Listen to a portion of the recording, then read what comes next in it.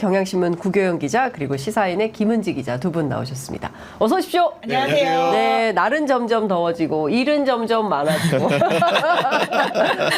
더위야 가라. 네, 억겁이 쌓이고 있습니다. 일도 같이 가라. 너무 취재거리가 많죠 현장에. 그러니까요. 예. 네. 뭐 어제 국회에선 막 굉장히 불꽃 튀는 논쟁도 있고 했는데 오늘 이거부터 조금 들여다봐야 될 것 같습니다. 어제 저녁에 JTBC에서 단독 보도가 나왔는데요. 사실상 저희 시청자 여러분들께서 금요일 청문회 굉장히 많이 함께 해주셨는데 저희가 동접이 무려 5만이나 최초의 대단합니다 진짜. 예. 매불쇼까지는 아니어도 네, 그 웬만한 방송사 이기신 거 아닌가요? 뭐 상당히 이겼다고 봐요. 네, 그러니까 충분히. 네, 진짜 엄청난 기록이네요. 근데 역시 MBC는 세다. 편의점이니까 아직 대형 마트를 겨냥하기에는 범접하기 어렵다. 예. 별 차이 아닌 것 같은데요. 그렇지 않습니다. 근데 이제 중요한 포인트는 그 임성근 사단장이 사실 선서도 하지 않고 도대체 순간순간 상당히 사실과 다른 주장을 해서 결국 법을 피해가려고 선서도 안 했구나라는 생각을 했는데 어제 그 어떤 내용이 나왔냐면요. 그 금요일날 질의응답 과정에서 박균택 의원이 집요하게 물었던 것이 뭐냐면 고석 변호사를 아느냐. 그다음에 도이치모터스 주가 조작 사건의 1차 2차 사건, 2차 작전에 그 컨트롤 타워라고 알려져 있는 분입니다. 이종호 씨, 두 사람에 대해서 아느냐라고 물었는데 잘 모른다고 했습니다. 그런데 실제로 도이치모터스의 공범에 해당하는 그 이종호 씨를 아는 것으로 보이는 그 1사단 골프 모임 대화를 입수를 했네요. 네, 그 JTBC가 보도한 카톡방에 보면 카톡방 이름 자체가 멋쟁 해병이라고 해서 5명이 들어가 있는데요. 이제 이 방에서 이제 골프 모임을 1박 2일 추진한다라고 하는 것인데 여기에 이제 그 도이치모터스 2차 주가 조작 사건에서 1심에서 유죄를 받았던 이종호 씨라고 그분이 좀 관계되어 있는 연루 정황들이 있습니다. 그래 실제적으로는 이제 그 골프 모임에 안 나왔다라고 하는데요. 그러니까 친분 관계에 대해서는 더 좀 따져 물어야 될 상황이 보도됐다라고 볼 수 있죠. 게다가 김건희 여사와의 또 중간 브릿지가 되는 게 아니냐라고 하는 의심이 사실 핵심이라고 할 수 있거든요. 이제까지 많은 분들이 왜 그렇게까지 임성근 사단장을 대통령이 구하려고 했을까를 궁금해했었는데 그 연관고리 중에 하나로서의 보도이기 때문에 좀 눈여겨볼 만한 가치가 있다는 생각이 듭니다. 네, 그러니까 지금까지 사실은 대통령이 경로를 했는데 왜 경로를 했을까? 그리고 그 사단장 정도면 사실상 차관보급 정도 되는 직급인데 그 많은 차관보급 가운데 왜 유독 임성근 사단장 한 사람을 향해서 대통령이 이렇게 왜 나섰을까? 혹시 그냥 단순 경로가 아니라 어떤 로비 경로의 내용이 있는 거 아니야라는 의심이 있었고 그 일단이 지난 금요일 청문회 때 제기가 됐는데 그것을 입증하는 듯한 뭐 사실관계가 다 나온 것은 아닙니다만 일단이 드러나는 카톡방 대화가 확인이 됐다. 여기까지 볼 수 있을 것 같아요. 그러니까 결국은 지금 이 사건의 전말은 대부분 드러나 있습니다.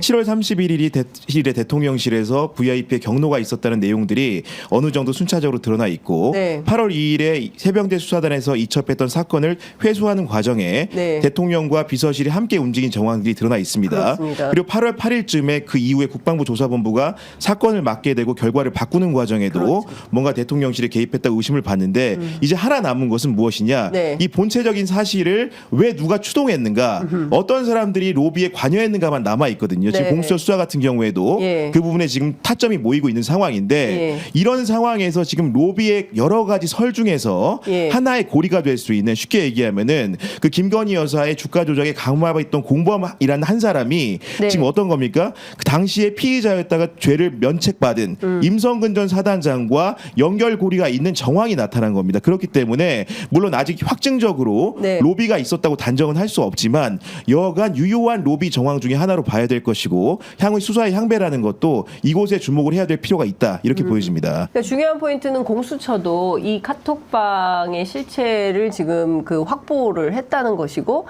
이 안에서 어떤 대화가 있었는지 그렇다면 이제 관계자들 불러가지고 추가 조사를 해봐야 되는 이런 상황인 건데요.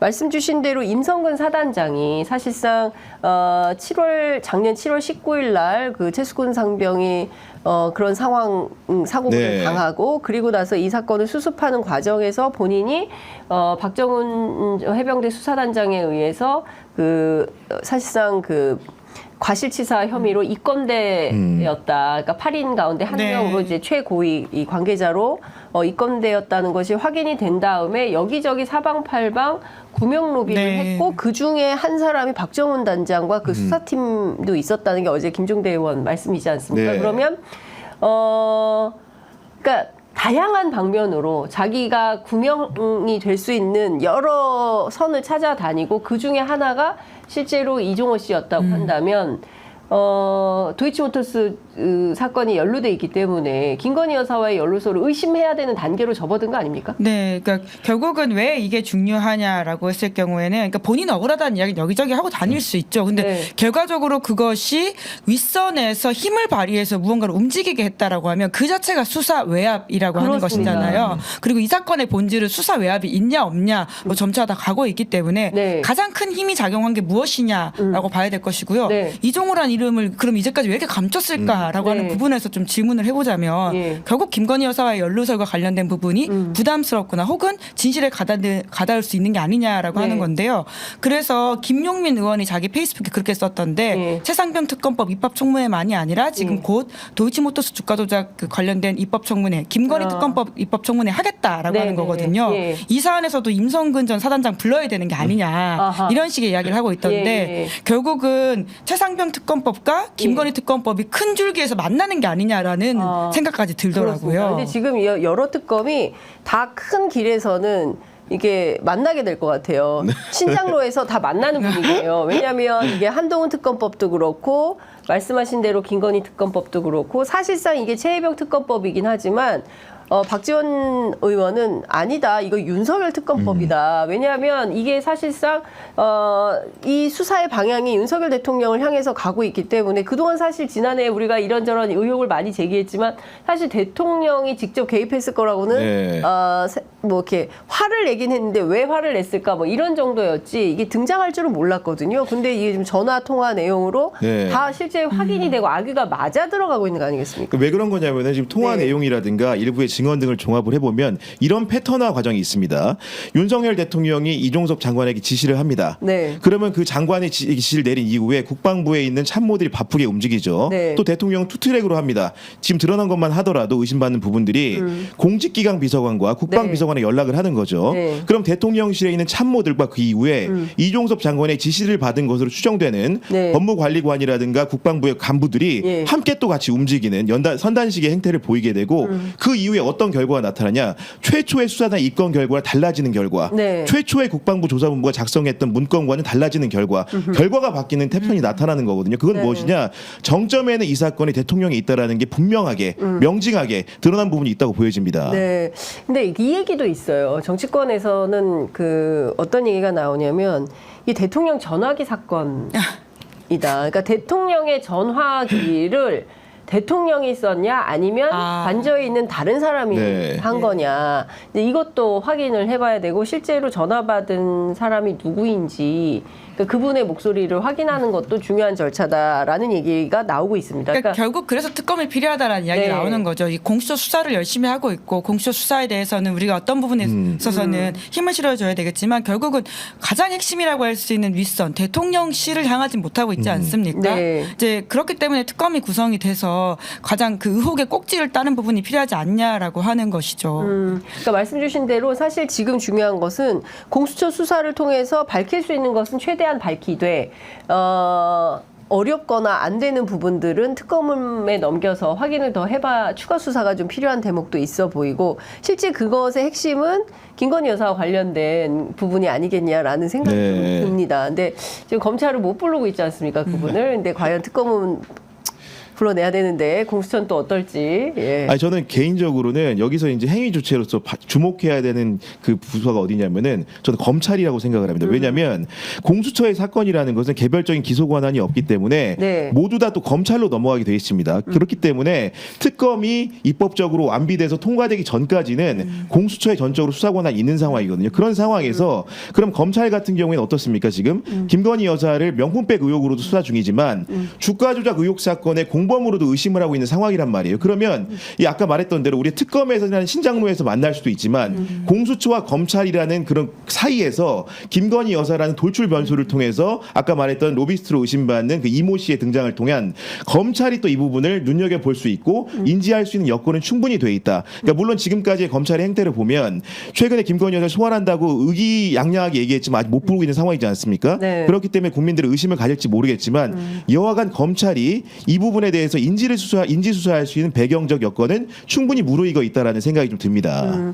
그러니까 이런 것 같아요. 그러니까 지금 지난 금요일 최혜병 특검법 입법청문회가 상당히 큰 파장을 만들고 있고 여기에서 이러니 저러니 해도 몇 가지 새로 확인된 팩트들이 있기 때문에 그걸 기반으로 해서 더 한 발 더 들어가는 걸 하려면 국정조사가 당연히 좀 네. 진행이 되어야 될 것 같고 특검도 당연히 이제 해야 될 것 같다. 그렇지 않으면 지금으로서는 이 국민적 의혹을 해소할 방법이 없다. 근데 갑자기 궁금한데 그 민주당이 주도하는 김건희 특검법은 정무위에서 하는 건가요? 김건희 특검법도 결국은 법사위를 통과해야 될 법사위, 상황이기 때문에 그렇죠. 예. 예, 아마 법사위에서 그냥 넘어가면 되는 것으로 알고 있는데요. 예. 왜냐하면 그 의혹 사안 자체가 말씀하신 것처럼 예. 이제 주가 조작 사안도 있고 명품백 사안도 있지만 예. 그 외에도 이제 양평이라든지 이런 걸 또 넣자라고 하는 여러 가지 논의가 있어서 입법 조금 더 청문회를. 한번 체크를 해봐야 될 것 그렇군요. 같습니다. 예. 근데 이게 참 이제 국민의힘이 들어오지 않았습니까? 국민의힘이 들어오면서 그 상당히 많은 변화가 있던데 어제 국회 좀 어떻게 보셨어요, 두 분은? 어제 뭐 그 과방위도 있었고 아침에는 법사위도 열렸고 오늘도 뭐 네. 선거위도 있고 여러 위원회가 열리는데 그 국민의힘 등장 전후 어떤 변화가 있다고 보십니까? 취재하는 기자들. 아니 뭐 제가 보기에는 재미는 배가 되고 있는데 그 내용적으로는 뭔가 국민들이 원하는 방향으로 가고 있는 게 맞는가라는 의심이 드는 상황들이 좀 있었다. 예를 들면은 어제 법사위 같은 경우에 사실 가장 핫하게 많이 사람들이 주목하지 않았습니까? 근데 오전에 이제 유상범 그 국민의힘 간사 내정자와 그 정청래 법사위원장이 언쟁을 심하게 붙었어요. 게다가 또 이제 국회법을 공부하고 오라니까 내가 더 공부는 더 잘했을 것 같다라는 그런 발언을 날리면서 때 아닌 또 공부 논쟁까지 불거지면서 좀 사태의 파행을 맞게 되는 이런 상황이 있다 보니까 그리고 과방위 같은 경우에도 어제 이제 저녁까지 한 것 같은데 결국은 이제 서로 앞에 있었던 의사 일정에 대해서 국민의힘이 합의하지 않은 부분에 대해서 국민의힘 측이 굉장히 딴지를 걸고 예를 들면 또 이제 그 위원 제청 문제라든가 김장겸 의원 같은 경우에는 MBC랑 민사소송 중인데 그런 부분들을 통해서 야당 의원들은 과방위원으로 부적격하다 이렇게 얘기하고 있지만 국민의힘이 또 반대하고 퇴장하면서 이런 부분들이 뭔가 국민들이 원하는 방향이 맞은가 원내 구성이 되고 복귀해서 굴러가는 건 좋지만 실제로 우리 민심을 반영한 의사 진행이 되고 있는가 이런 거에 대해서는 상당히 의심스러웠다 이렇게 평가할 수 있을 것 같습니다. 어떻게 보십니까? 기자들은 지금 어제 이제 쇼츠 국회다 이런 이야기를 저희끼리 했었는데요.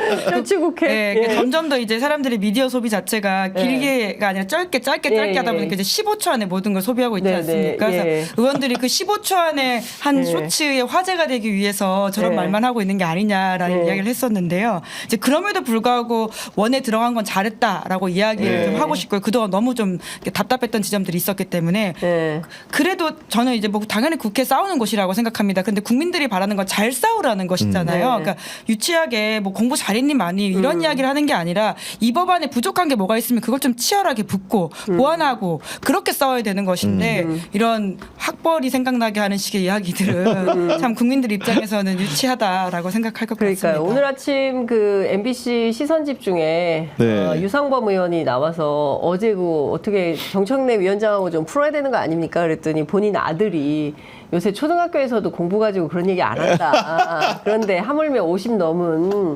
아저씨들이 국회에서 그리고 국회의원씩이나 되신 분들이 공부는 내가 더 잘했다. 가서 공부 좀 해라. 어따 대고 반말이야. 뭐 이름이 예의가 뭐예요? 없어. 아니 그러니까 우리 이제 웃을 수 있어요. 국민들께 그러니까 이래서 개국 콘서트가 망한다라는 얘기가 있는 거예요. 국회 법사위가 더 웃기잖아요. 개국 콘서트보다. 그러니까 스스로를 희화화.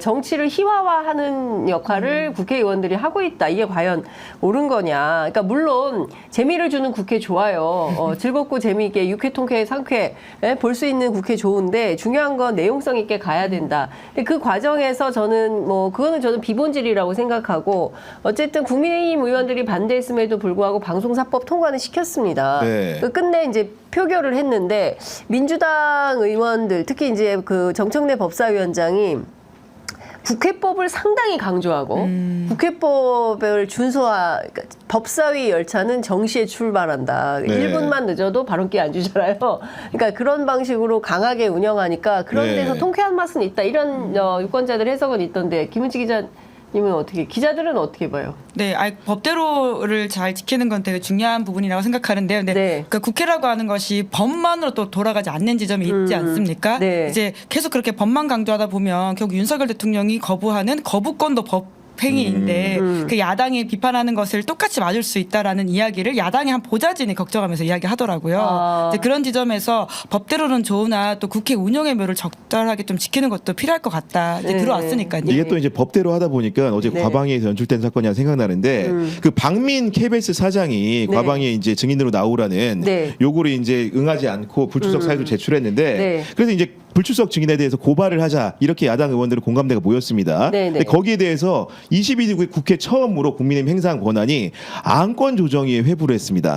안건조정위원회가 뭐냐면은 네. 여야가 이제 합의를 못하는 안건을 숙려해 보자는 취지인데 네. 그 6명으로 구성이 되고요. 3명은 이제 민주당에서 이제 가게 되고 나머지 3명은 나머지 정당들에서 이제 하게 되는데 네. 3분의 2 이상의 동의를 받아야지 다시 이제 법사위로 넘어가는 구조인 겁니다. 네. 뭐 그런 상황들이 연출되는 건데 결국은 이렇게 그 법대로 하다 보면 이런 부분들도 분명히 생긴다. 야당도 당연히 합법적인 범위 내에서 권리를 주장하는 부분들 말 그대로 법대로 네. 합의대로 합의하면 넘길 수 있는 문제들이 법대로 하게 되면 시간 지연이 또 불가피한 측면들이 있는 거거든요. 그렇기 네. 때문에 그런 부분들에 대해서도 뭔가 좀 따져볼 필요가 있다. 그렇기 때문에 법을 넘어선 합의도 때때로는 필요하다. 네. 이런 생각이 좀 듭니다. 네. 그러니까 일단 그 이제 민주당과 야당을 지지하시는 분들 입장에서는 저렇게 딱 부러지게 따박따박 하니까 속은 시원하다. 그리고 이제 지난 청문회 때도 그 만약에 이제 국민의힘이 들어왔다고 한다면 양당 사이에 막 뭐 의사진행 발언하면서 이제 논쟁하면서 비본질로 막 갔을 텐데 그렇지 않고 아주 그 밀도 있는 청문회를 할 수 있어서 좋았다 이런 평가도 있지만 또 반대편에 있는 국민의힘이나 이런 진영에서는 네. 또 본인들의 의사가 잘 뭐 반영이 안 되고 그런 차원에서 어제 계속 그 공방전 주고받는 공방전이 상당히 치열하게 있었던 것 같아서 어떻게 하는 것이 참 좋은 것인지에 대한 고민이 생길 것 같다라는 생각이 좀 듭니다. 추경호 원내대표가 일단 그만두겠다고 하고 백령도 가버렸잖아요. 혹시 기자들도 백령도 쫓아갔습니까? 뭐 쫓아간 기자를 아직 확인은 못했는데 백령도 워낙 멀긴 하거든요. 멀죠. 엄청 멉니다. 저 예. 과거에 연평도 사건 취재한다고 예, 예. 가봤는데 진짜 멀긴 멀더라고요. 백령도 저도 취재 갔었는데 엄청 멀고요. 예. 최소 하여간 하루 잡아야 됩니다. 네. 예, 들어가는데. 쫓아오지 말라라는 의미로 백령도까지 간 것 같은데 이제 네. 과거에 주호영 원내대표도 그런 식의 협상을 끝내고는 사의를 표명하고 절에 간 적이 있다라고 네, 하더라고요. 네, 예. 이제 그래서 통상에 있는 일이기 때문에 아마 다시 돌아오지 않을까라는 생각이 들고요. 추경호 원내대표는 실제로 그만둔다라고 하는 의사가 강한 것으로 알고 있습니다. 근데 그럼에도 불구하고 지금 국민의힘 안에서도 대안부제론이기 때문에 네, 할 사람이 없다는 거죠. 네. 추경호 원내대표가 다시 좀 해야 된다는 목소리가 높고요.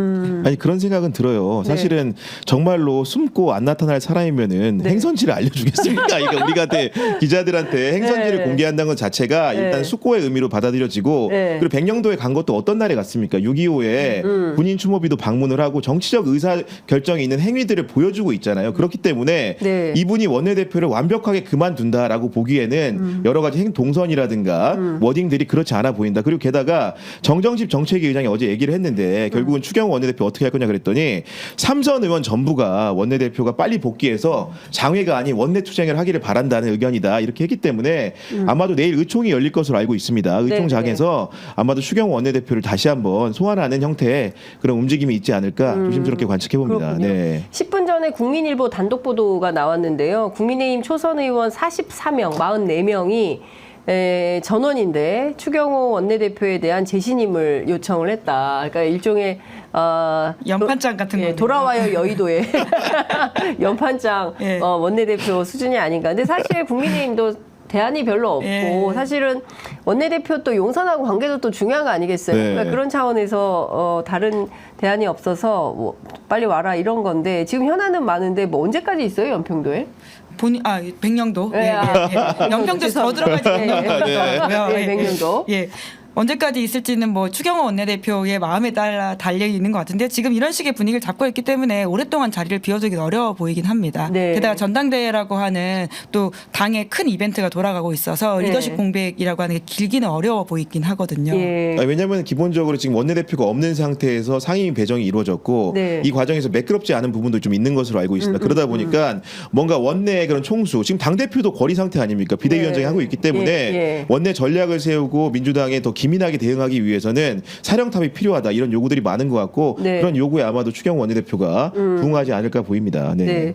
그러니까 지금 보면 그 국토위는 또 여당이 불참을 했던데 네. 왜 그랬던 거예요? 전세법 관련해 가지고는 뭐 여러 가지 좀 논쟁이 있어 보이긴 하는데요. 네. 예. 네, 제가 좀 말씀을 네. 드리면은 네. 어제 이제 국회 국토교통위원회가 열렸고 전세 사기 피해자 지원과 관련된 청문회가 있었는데 네. 당시에 이제 권영진 국민의힘 간사의 말을 빌면은 네. 이 부분은 국회가 개원을 했지만 우리와 합의하지 않고 야당이 홀로만 있는 상태에서 일방적으로 결정한 청문회이기 때문에 우리는 그 청문회에 참여할 수 없다. 네. 그 청문회 취지 자체를 전면 부정한다기보다는 네.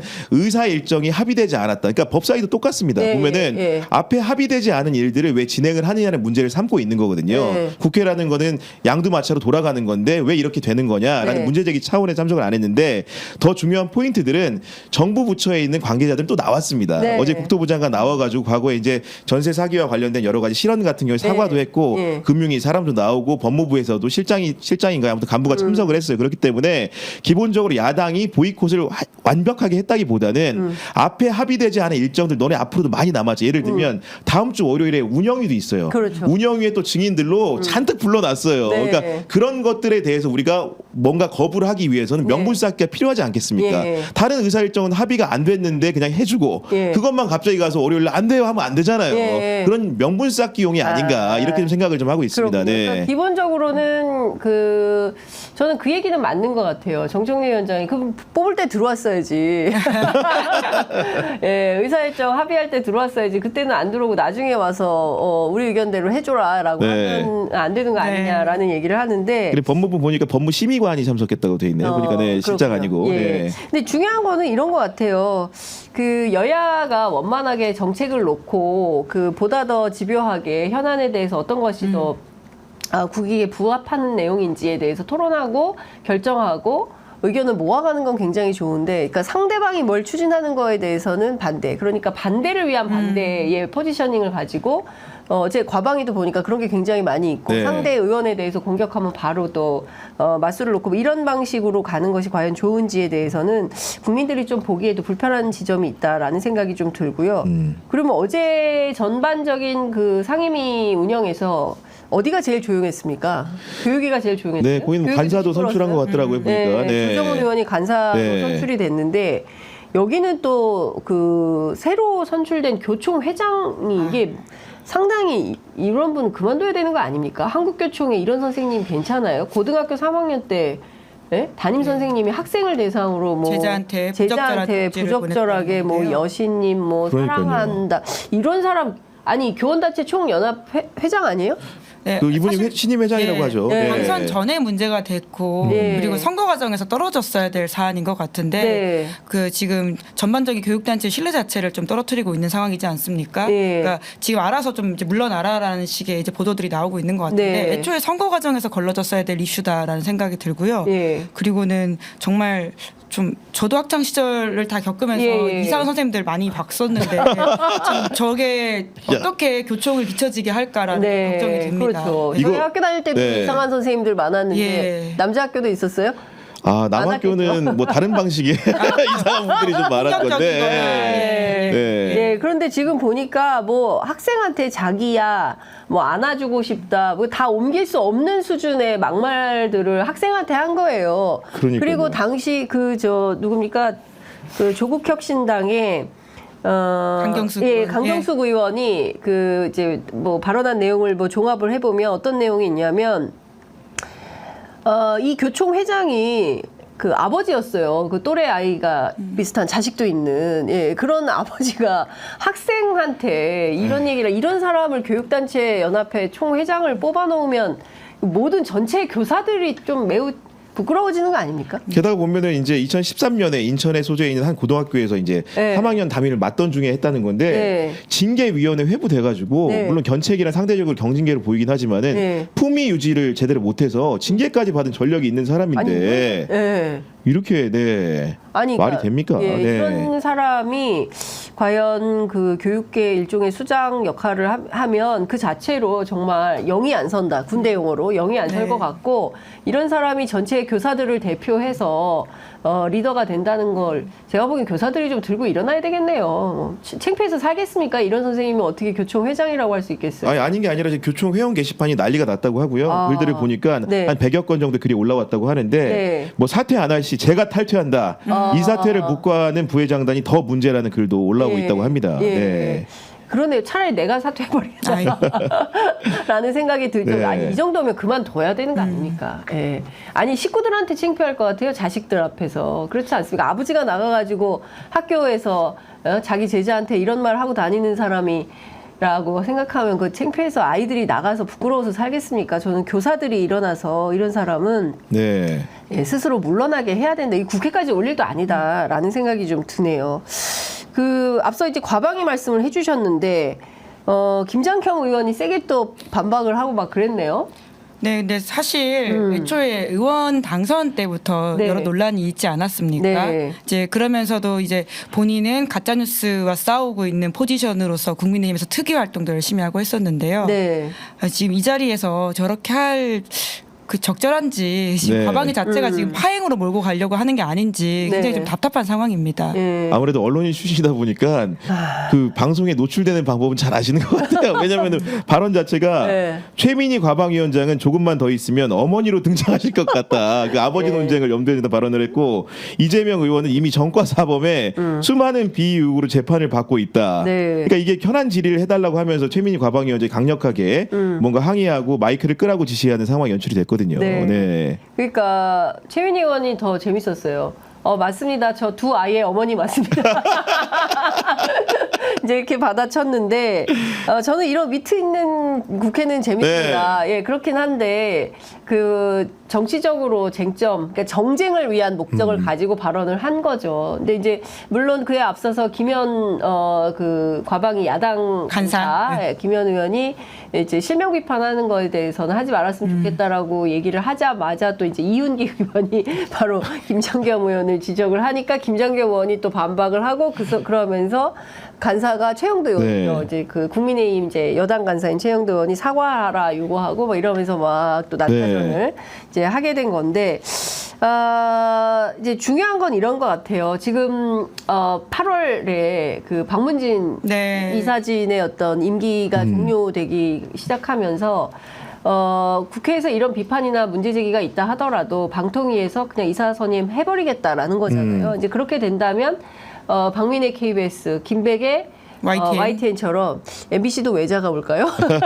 누구의 MBC가 되는 거 아닌가라는 위험 시그널이 있는 거죠, 실제로. 네, 그러다 보니까 어제 이제 법사위 전체를 통과한 방송사법 같은 경우에도 이런 그 부당한 임명을 막기 위한 그 어떻게 보면 안전장치, 보름장치라고 할 수가 있겠죠. 예를 들면 그 기존에 있던 방송사법 같은 경우에는 KBS, MBC 포함됩니다. EBS의 이사 숫자를 대폭 늘리고 이사 추천 권한을 언론이나 방송학교 관련 직능단체에 부여하겠다는 거거든요. 그렇기 때문에 뭔가 촘촘하게 따져서 정권의 외풍을 타는 대표이사의 출연을 방지하겠다 이런 목적으로 보이고 새로 추가된 방통위법 개정안 같은 경우에도 지금 원래 방통위라는 데가 어떤 데입니까? 합의제 기관이에요. 맞아요. 5명이 모여서 의사결정을 다수결로 해야 되는데 지금 2인 체제로 사실상 방통위원장 홀로 의사결정이 가능한 독임제 형태로 가기 때문에 이런 것들을 아예 제도적으로 미연에 방지하자. 그래서 지금 2인에서 의결 정족수를 4인으로 늘리자. 이런 내용의 개정안이고 이 법사위를 통과하거든요. 그렇기 때문에 본회의도 통과할 것으로 예상이 되고 이런 법률을 통해서 뭔가 이제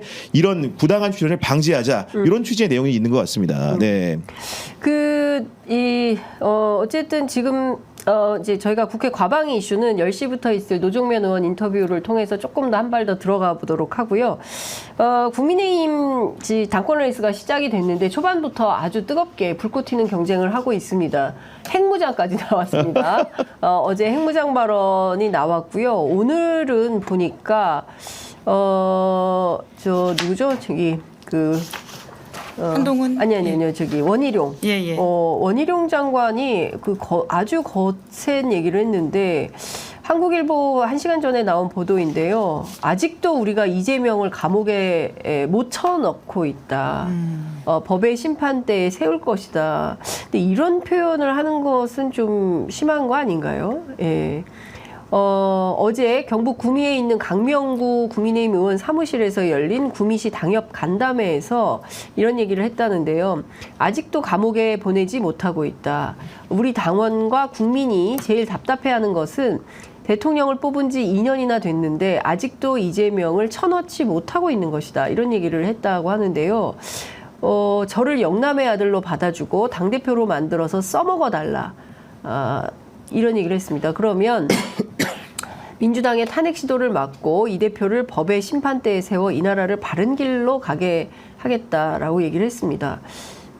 그러니까 상대방의 정적이었던 사람은 감옥에 넣어야 되는 거예요? 아니, 그걸 다 떠나서 원희룡 전 장관이 그걸 어떻게 할 수 있다라고 하는 것인가. 그것은 법원의 판단 영역인 건데 본인이 그냥 지금 심지어 행정부 소속도 아니고 입법부 소속도 아니고 사법부 소속도 아닙니다. 민간인이시거든요.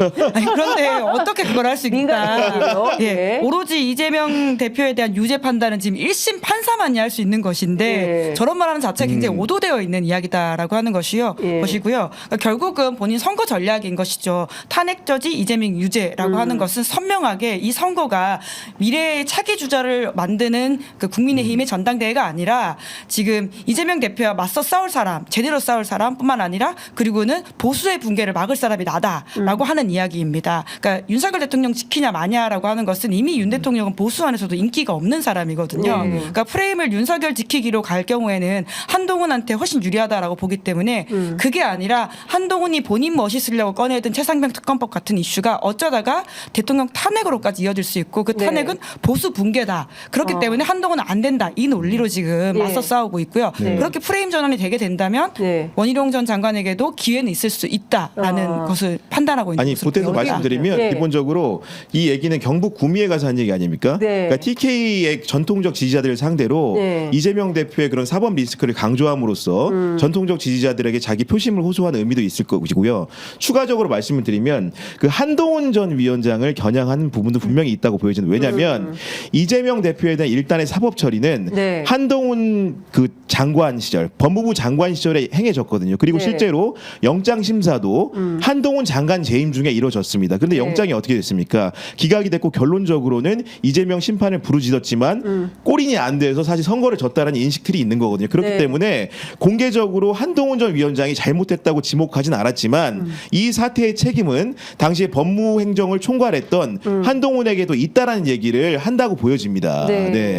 그러니까 어떻게 될지 모르겠습니다. 지금 이제 4파전인데 이제 1강 2중 1약 요 구도라고 볼 수가 있고 사실상 이제 결선 투표가 있기 때문에 이중인 원희룡 나경원 후보 간의 연대설도 또 조금씩 나오고 있더라고요. 근데 물론 막판까지 가봐야 되겠지만 그러니까 몇 가지 이제 관전 포인트가 있는데 첫 번째는 1차에서 한동훈 위원장이 과반을 넘을 것이냐.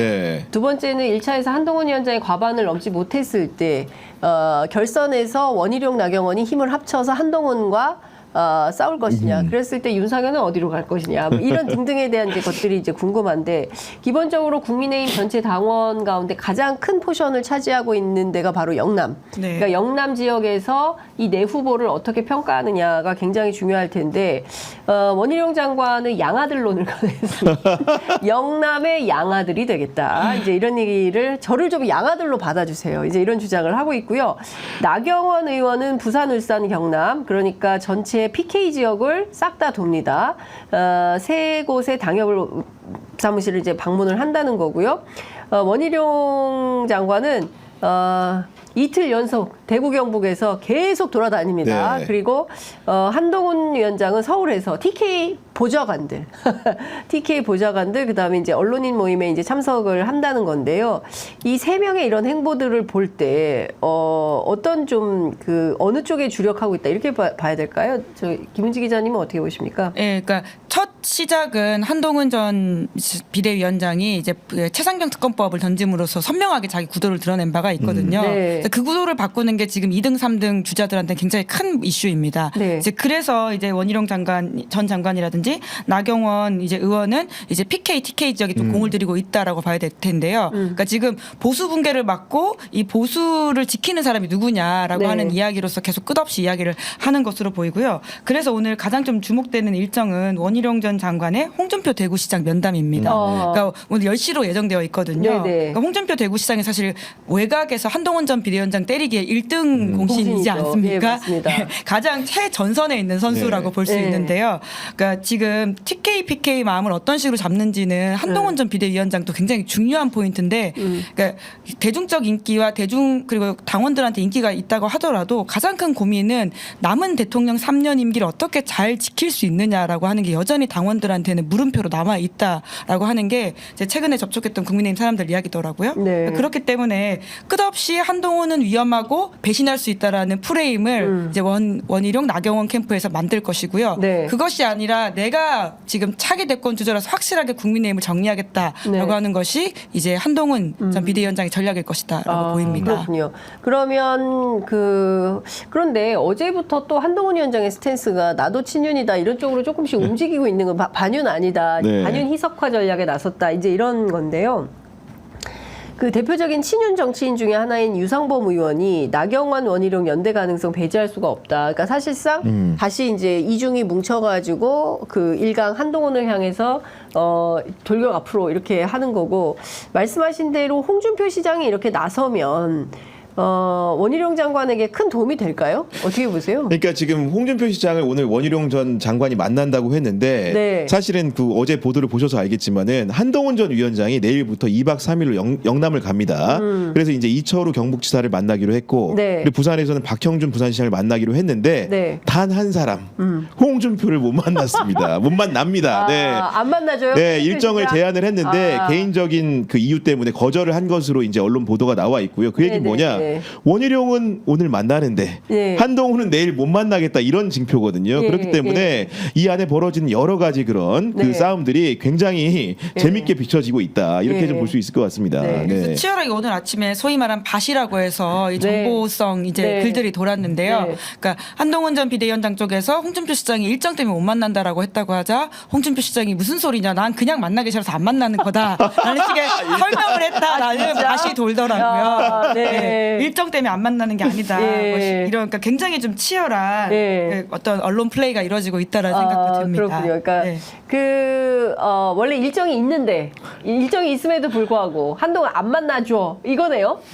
그러니까 뭐 지금 만날 필요 없어. 뭐 이런 한동훈 전 비대위원장은 특검이나 받아라, 뭐 이런 식의 이야기를 예, 한다라고 예, 하던데요. 예. 그러니까 그 정도로 본인은 한동훈 전 비대위원장을 만나고 싶지 않다, 뭐 이런 식의 이야기들을 네. 아주 홍준표스럽게 이제 네. 직격하는 것으로 예, 보입니다. 그렇군요. 홍준표 시장이 이렇게 끊임없이 한동훈 위원장을 저격하는 이유는 뭐라고 보세요? 뭐 이유는 간단하겠죠. 왜냐하면 네. 이게 지금 당권 문제가 아니고 결국 대권의 전초전이기 때문에 그렇습니다. 그 나경원 의원을 편하게 만날 수 있는 네. 거는 대선 안 나온다고 했잖아요. 원희룡 전 장관 같은 경우에는 뭐 선언한 적은 없지만 여하간 홍준표 시장이 오랜 정치적 동지이기도 한 것이고 네. 그런 상황에서 지금 여당에서 네. 대선 후보 줄 세우면 모든 여론조사에서 1등이 한동훈 전 위원장이에요. 네. 거기다 당권까지 쥐고 흔들게 될 경우에는 홍준표 시장의 입지가 줄어들 수밖에 없을 것이고 정치적 역학을 생각하면 당연히 홍준표 시장 입장에서는 한동훈을 비토하는 게 네. 뭐 어쩔 수 없는 선택인 것 같습니다. 네. 네.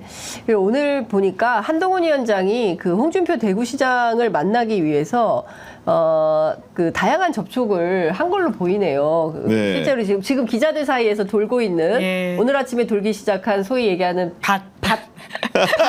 다시 뭐야 이렇게 하실 것 같은데 이제 받은 글, 네. 받은 글 이제 이런 컨셉입니다. 그러니까 저도 새롭게 알았어요. 이런 식의 취재가 돌아다닌다는 거를 이제 일종의 이제 정보가 이렇게 도는 건데요. 이제 밭/ 해가지고 막 여러 얘기들이 나오는데 실제로 내용을 뭐 이게 사실인지는 모르겠지만. 한동훈 위원장 측에서는 다양한 경로를 통해서 네. 그 홍준표 시장을 만나고자 노력했지만 결과적으로는 왜 이런 방식으로 플레이를 하느냐며 안 만나 라고 했다고 전해지는 네. 개인 일정이 아니라 처음부터 만날 생각이 없었어. 나 너 싫어. 거의 뭐 이런 선언이 아닌가라는 생각이 좀 드는데 대구에서 홍준표 시장을 못 만난다. 그러면 한동훈 위원장 굉장히 입지가 축소되는 거 아니에요? 그러니까 그럼에도 불구하고 사실 이제 홍준표 시장의 어떤 좀 독특한 캐릭터라는 게 있지 않습니까? 네. 그래서 이 평가를 어떻게 할지는 남은 레이스에 달려 있는 것으로 보이는데요. 네. 사실 저는 한동훈 전 비대위원장의 가장 큰 선거 운동원은 윤석열 대통령이라는 생각이 듭니다. 윤 대통령이 이 전대에 개입하려고 하는 무리한 모습들을 보이게 되면 네. 결과적으로 한동훈 전 비대위원장 도와주는 모양새가 될 거거든요. 그렇기 때문에 최대한 이 네. 그러니까 중립지대에 있는 것처럼 보이면서 덜 개입하는 모습들을 연출하는 것이 오히려 이 선거에서 본인이 원하는 결과를 가져갈 수도 있을 것이다라는 네. 생각이 들고요. 무리하면 또 거꾸로 또 이렇게 백래시가 된다. 아니 근데 초반에 뭐 최혜병 특검법 받는 게 민심이다. 네. 그리고 굉장히 막 세게 좀 뭔가 좀 반윤 또는 비윤의 깃발을 들었다라는 네. 인상을 첫날 줬어요. 지난 일요일에. 근데 그러고 나서 어제 나온 보도를 보면 윤 대통령은 박력 있는 리더다. 예. 그리고 뭐 박력은 있으시죠. 네.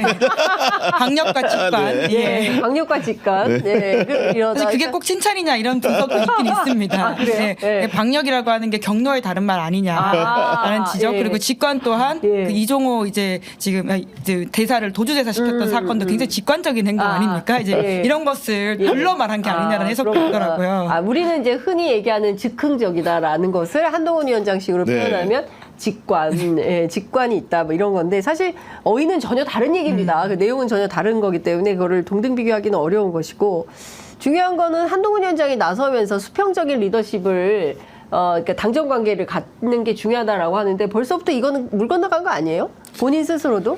그러니까 지금 결국은 보면은 네. 한동훈 전 위원장이 제가 이제 선거 전략적으로 잘했다고 하는 부분은 네. 출마와 동시에 1대3 구도를 만들어 버렸어요. 무슨 얘기냐면은 최혜병 특검법을 본인은 조건부 찬성을 선언하면서 네. 나머지 3명의 후보와 차별을 시도했고 당정 관계 같은 경우에도 혼자만 수평적이라는 표현을 썼거든요. 네네. 예를 들면은 원희룡 전 장관 같은 신뢰라는 표현을 썼고 나경원 의원 같은 경우에 동행이라는 표현을 썼단 말이에요. 그렇기 때문에 네. 당정 관계라는 걸 융화의 의미로 봤다면은 수평이라는 거는 기존의 수평적이지 않다라는 또 반증이기도 한 겁니다. 네. 그렇기 때문에 선거 전략적으로 굉장히 우월했는데 아무래도 이제 룰 자체가 8대2라는 당원 기반의 베이스로 하는 것이고 실제로 최혜병 특검 같은 경우에는 조건부 찬성 의사를 밝힌 이후에 당원 게시판에서 한동훈 전 위원장에 대한 약간 이렇게 비난하는 혹은 이렇게 비판하는 분위기도 일부 연출된 것으로 알고 있거든요. 그렇기 때문에 그런 걸 모르지 않기 때문에 약간 주워 담는 성격도 분명히 있어 보인다. 네. 이런 얘기 좀 드리고 그리고 이제 한동훈 전 위원장이 대구 가는데 홍준표 시장 안 만나면 누구 만나냐 이런 얘기 하셨는데 누구 만나요? 또 한 명 사실은 만나야 될 사람이 있죠. 박근혜 전 대통령.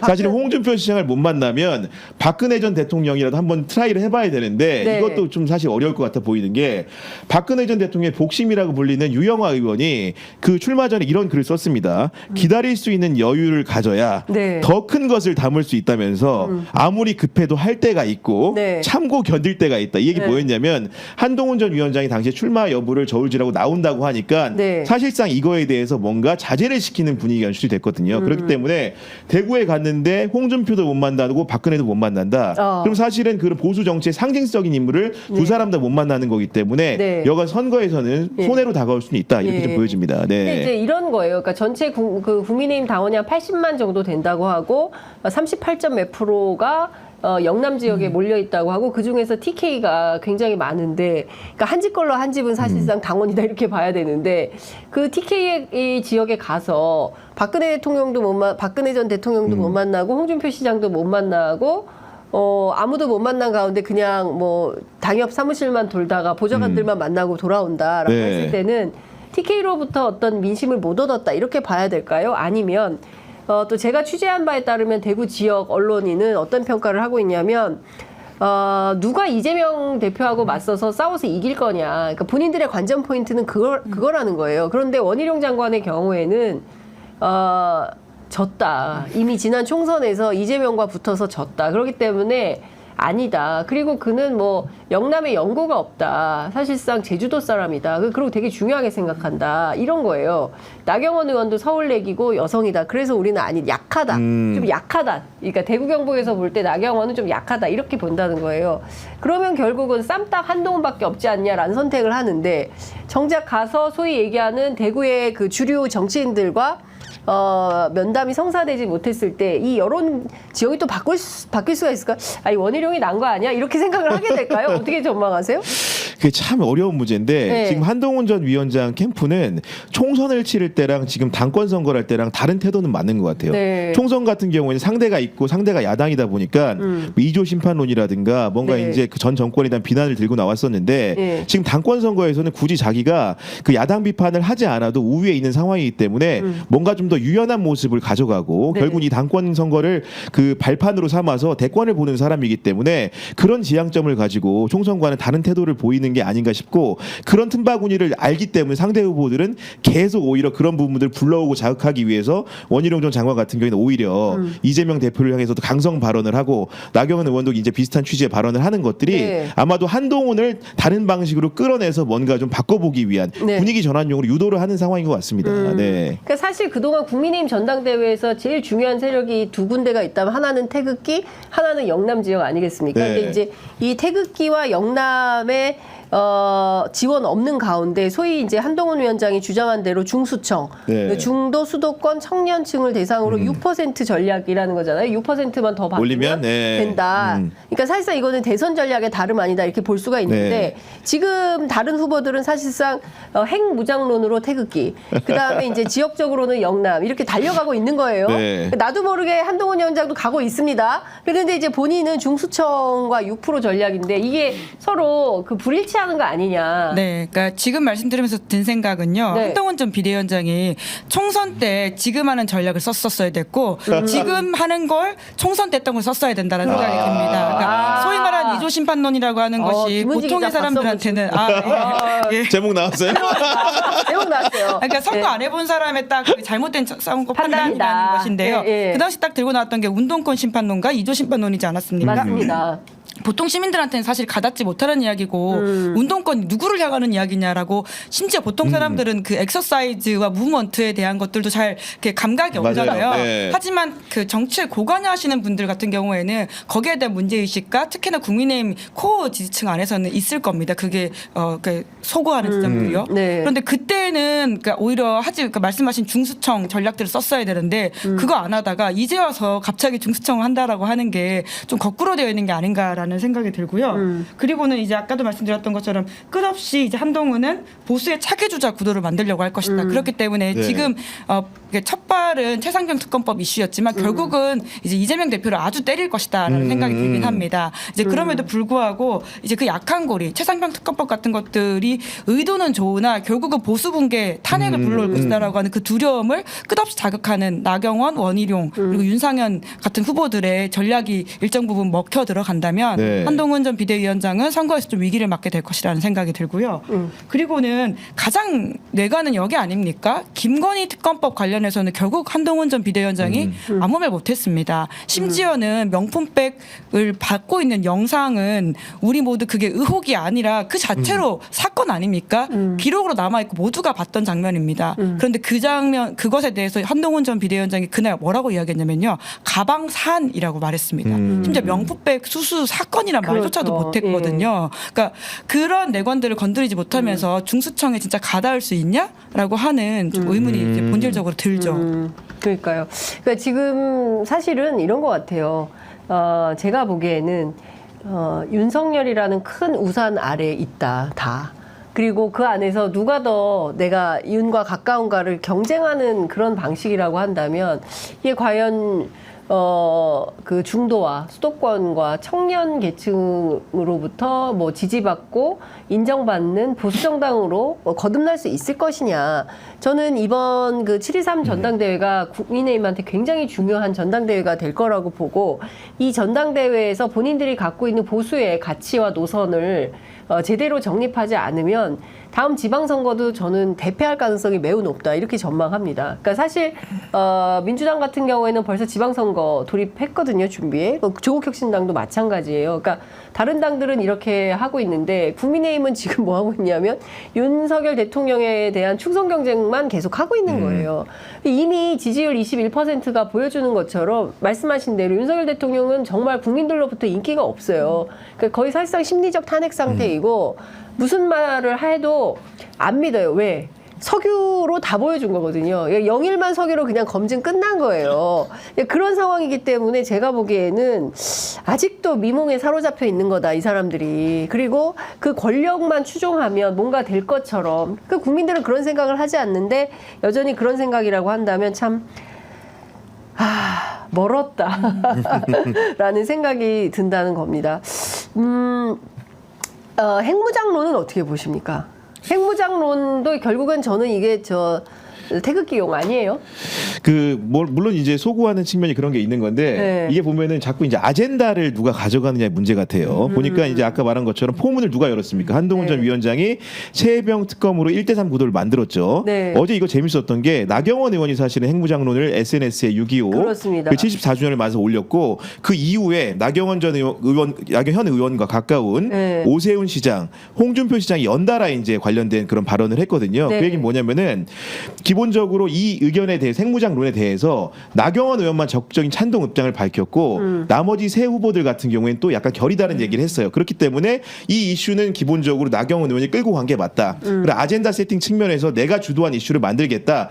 뭐 안보나 외교통일 입장에서 내가 더 우위에 있다. 이런 것들을 선전하기 위한 방편이었던 것 같습니다. 네. 저도 똑같이 생각했는데 네. 3대1 게임을 끝없이 지금 만들고 있다. 이제 한동훈 전 비대위원장이 최상병 특검법으로 첫 발을 3대1로 만들었다면 이걸 또 금세 가지고 온 게 나경원 의원이거든요. 네. 3대1 게임 만들지 않았습니까? 네. 이런 식으로 구도 변경을 하는 것은 아마 다른 후보들도 다 좀 고민을 할 거라는 생각이 드는데 나경원 의원 같은 경우에는 이제 과거에 외통위원장 하면서 네. 또 이 이슈에 있어서는 본인이 굉장히 전문가라고 생각을 한다고 제가 들은 바가 있는데 특히나 이제 문재인 정부 당시에 종전선언과 관련해가지고 굉장히 많은 애를 또 정부 관계자들이 쓰지 않았습니까? 네. 근데 나경원 의원이 그 CVID라고 해가지고 검증 가능하고 그렇죠. 불가역적인 그러니까 네. 그런 그 어떤 북핵 해법에 예, 대해서 예. 컵에 이제 CVID를 써가지고는 그렇게 미국 관계자들 만날 때 돌리고 다녔다고 하더라고요. 그러니까 그 종전 선언에 있어가지고는 네. 이것이 우리의 바텀라인다라는 네, 취지 이야기를 네, 하면서 네. 이제 그 정도로 또 본인이 굉장히 이 분야에 있어서는 전문가라는 것들을 맞아요. 강조하고 네. 다닌다. 그 CVID는 그 폐기를 얘기한 것 그렇죠. 같은데 네, 최근에 폐기. 이제 그 인터뷰한 것들을 보니까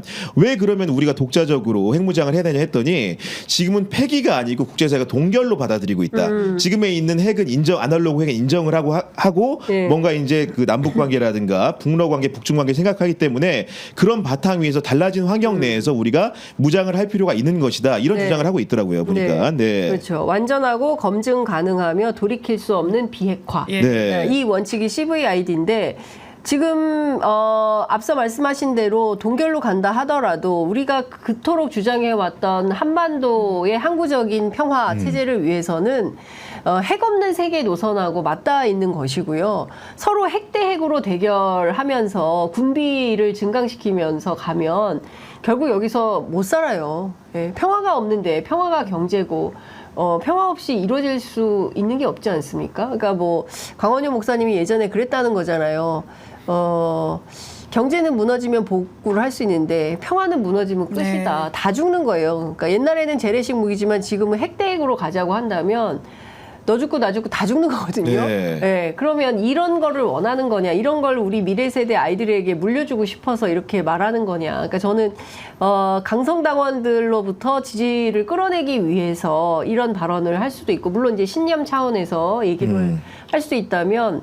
더 이상 한반도에서는 그 핵을 갖지 않도록 북한에게 핵을 내려놓으라고 얘기를 하고, 북한처럼 우리도 경제 제재 받고 싶은 거 아니잖아요. NPT 탈퇴할 겁니까? 그거 아니면 그런 얘기는 그 자신들의 어떤 정치에 활용하는 소재로 해서는 안 된다. 이 대단히 무책임한 소리다. 네. 라는 네. 생각이 좀 듭니다. 그 덧붙여서 이제 현실성 얘기를 해보면은 네. 이게 핵무장이라는 게 실현 가능한 방법인가를 생각해봤을 때, 그러니까 제가 이제 최근에 이제 만났던 그 의원 한 분이 말하기를 미국에 네. 갔을 때 이런 얘기를 했다고 그러더라고요. 그 핵무장론이 한창 불거졌을 때 미국의 선택지는 두 개다. 네. 핵무장을 해줄까 아니면 주한 미군을 둘까? 그러니까 둘 다 해주진 않는다는 거예요. 그렇죠. 핵까지 무장하고 뭐 핵 우산까지 해주면서 네. 주한 미군까지 두지는 않는다는 겁니다. 그렇죠. 양자택일적인 측면이 예, 있기 때문에 그런 안보 전략적인 측면에서도 섣부르게 핵무장론을 얘기하는 것은 미국의 선택을 받지 못할 가능성이 높다. 예. 이렇게 얘기할 수 있을 것 게다가 같습니다. 미네선 지금 어떻게 될지도 모르는 상황에서 이런 네. 이야기를 먼저 꺼내드는 게 우리의 전략적 우위가 있는 것인가라는 생각도 들고요. 그렇군요. 네.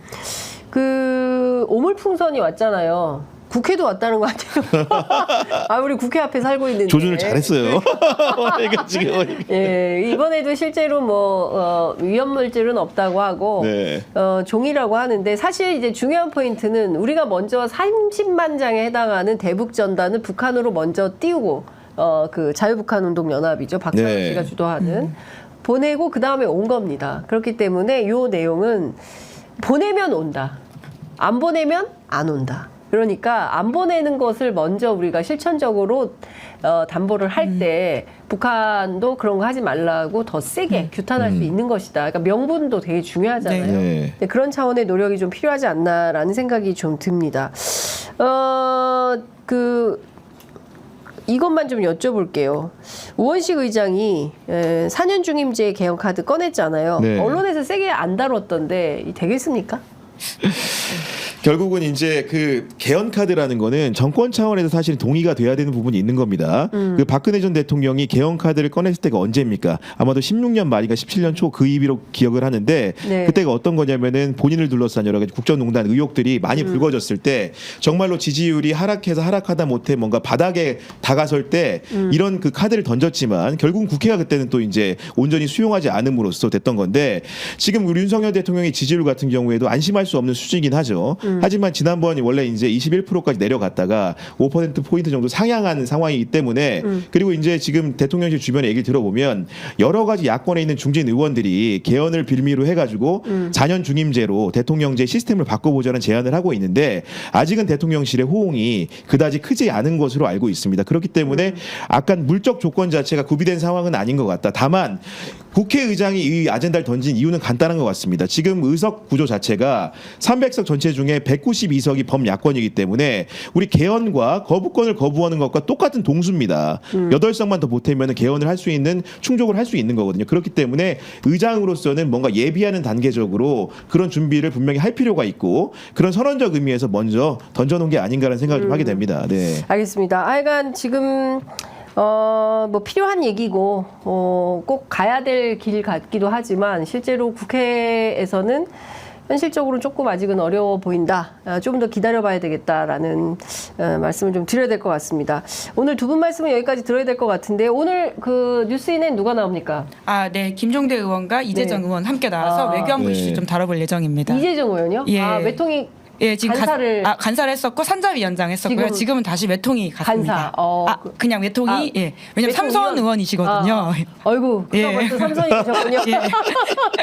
아, 그렇군요. 오늘 정치비상군 누구 나옵니까? 네, 저희는 장성철 소장하고 이제 네. 김용민 평론가 나오는데 아까 네. 제가 이제 그 대화창을 쭉 보다 보니까 네. 인상 깊은 이제 우리 편의점의 그런 홍보 대목이 있어서 그래요? 저희도 똑같이 좀 이제 말씀드리고 네. 싶어서 네. 여러분이 눌러주신 구독 좋아요를 통해서 네. 더 많은 시청자들이 네. 경향 TV를 만날 수 있습니다.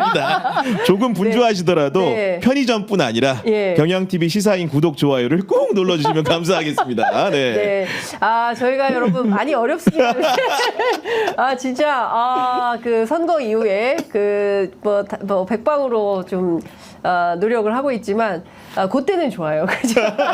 평상시에 그 많은 어려움이 있으니까, 저희 시사인, 그리고 경향신문, 그리고 경향 TV, TV입니다. 경향 TV, 네. 예, 경향 TV, 그 다음에 시사인, 여러분 함께 많이 사랑해 주시고요. 현장에서 또 기자들이 열심히 뛰어서 좋은 정보 그리고 의미 있는 정보를 많이 드려야 또 이게 이제 시청자들에게 삶에 유익한 도움이 좀 되지 않을까 싶어서 저희가 불철주야 힘 닿는 대로 열심히 현장을 달리고 있습니다. 많이 도와주시면 좋을 것 같고요. 새 매체 고르게 성장할 수 있도록 다양한 사랑을 좀 주시면 고마울 것 같습니다. 자, 두 분 말씀 여기까지 듣겠습니다. 감사합니다. 감사합니다. 고맙습니다.